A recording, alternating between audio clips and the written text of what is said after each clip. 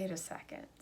Can the Daily Wire do that? Hello Goody Two Shoes, my name is Aubrie Rose. Welcome back to my channel, and yes, unfortunately that is a real question that people have been asking ever since the Daily Wire came out with their trailer for their new Snow White movie.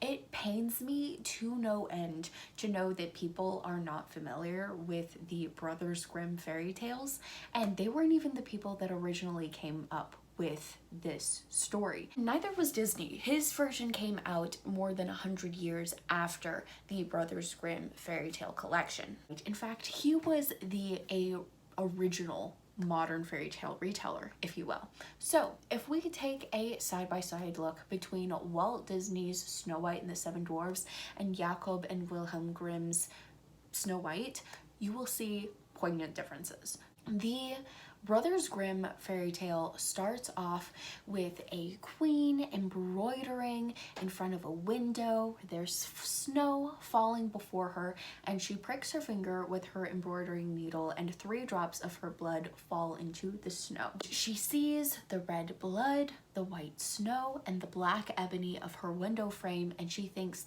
these colors are so beautiful together that she wants a child who will display this same beauty.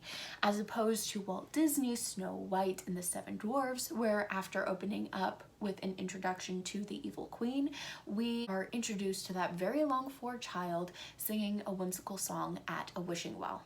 A few other differences. In the Brothers Grimm fairy tale, the evil queen actually asks for Snow White's lungs and liver to be brought back to her, not her heart like in Disney's version.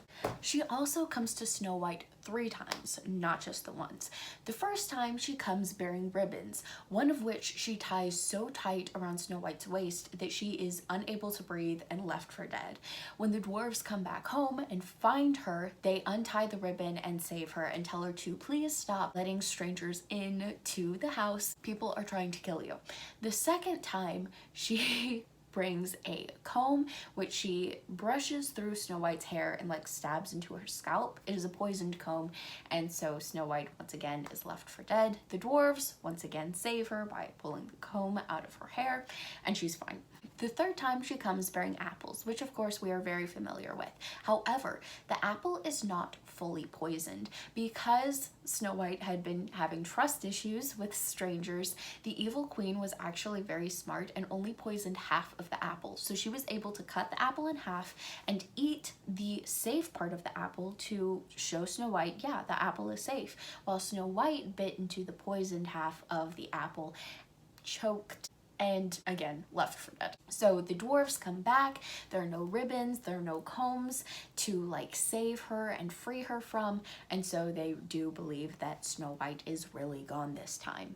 And about saving Snow White, in some versions of the Snow White fairy tale, there is no kiss. This prince arrives, sees Snow White, sees how beautiful she is, wants to bring her home, and his men that are with him, they're carrying this glass coffin. One of them trips, essentially performing the Heimlich maneuver on the princess, waking her up, and that's just like, that's my favorite rendition of this fairy tale. The last most notable difference happens at Snow White's wedding. So when the evil queen learns that Snow White has in fact survived a 3rd time, she arrives at the wedding where Snow White and her prince have prepared a gift for her.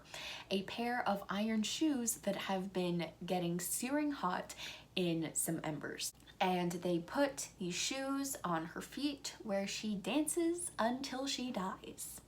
So yes, the Daily Wire can absolutely add another retelling to the never-ending list. And while I'm boycotting Disney, I will absolutely be supporting Brett Cooper and the Daily Wire, despite my disappointment that they most likely will not be holding completely true to the original Grimm's fairy tale.